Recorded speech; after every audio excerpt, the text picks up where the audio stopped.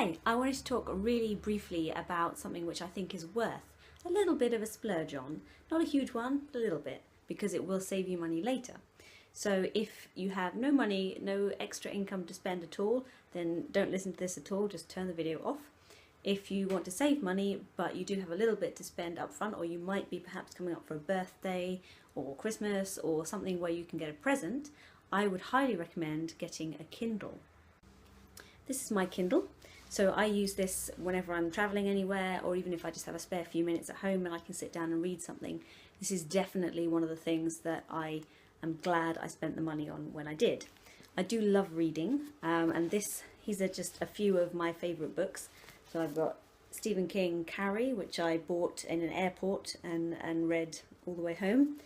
I've got The Handmaid's Tale by Margaret Atwood, and I've got 1984 by George Orwell. Not really a light reader, I prefer the kind of dystopian future kind of thing, or a bit of light horror. But I got all of these for travelling really, and I read them while I was on holiday or moving around, and as you can see, they're a bit hefty. You know, they're all great stories and they're worth having, and there is something to be said about books. Books as an object are nice to have, but they are a bit hefty. Whereas this carries all of these books, well, not these exact books, but this amount of literature and then some, and it's lightweight and it's small and it fits into my bag. So if you do have the opportunity to get a Kindle, then do. And here's my reasoning as far as money is concerned. Did you know how many free books there are out there that you can get on Kindle?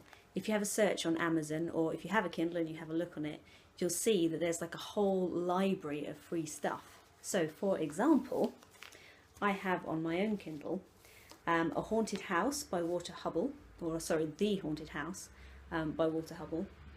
I have the entire Ultimate Sherlock Holmes collection. I have Alice in Wonderland, and I have, what was the other one?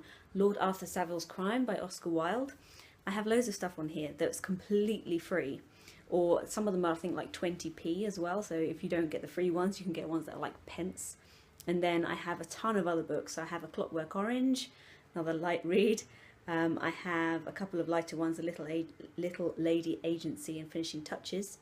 Then I have Tigers in Red Weather, and The House We Grew Up In was one that I read really recently. And they were all, even the ones that you buy for full price, on Kindle they are like half the price of in the shop. So they're like £4.99, £8.99. Quite a lot of these were under £10 to buy.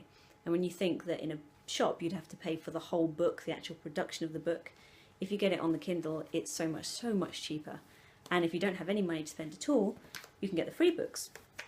And if you're sitting there thinking, well, I don't have any money to spend on a Kindle, if you really can't get a Kindle, if you can't get it as a gift, or there's no way of sort of justifying that spend, if you have a smartphone, did you know that there is a Kindle app which you can get, which is free?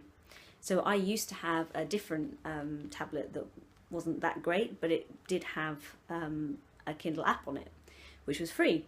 So before I had a Kindle, I was using that to read, and I was also using it on my phone. So I hadn't paid for the app, I hadn't paid for the books because they were free. So basically you're getting free books, which is pretty great. And if you're like me and you enjoy reading, it's just a good way, because otherwise, you know, you could just sit there bored. Like if you're travelling or on a plane or on a train or in a car, not driving obviously, and you want to be doing something, you want some kind of entertainment, completely free way of doing it. So very much recommend the Kindle.